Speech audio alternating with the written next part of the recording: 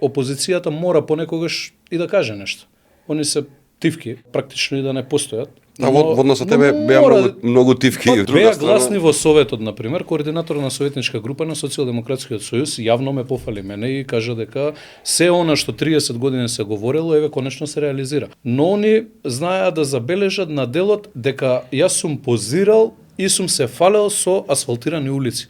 Како да не се пофалам со асфалтирана улица, кога сум асфалтирал улица после 50 години, па логички е тоа да го објавите. Или не знам, во многу од населбите сме обезбедиле во 21. век вода за пиење. Па срамота е некој што дозволил во 21. век да немаат вода за пиење и дошло ред во 21. век Орце да стане градоначалник заедно со администрацијата, со Советот да реализира проекти кои што некој друг не ни помислил проекти да направи, да изработи техничка документација.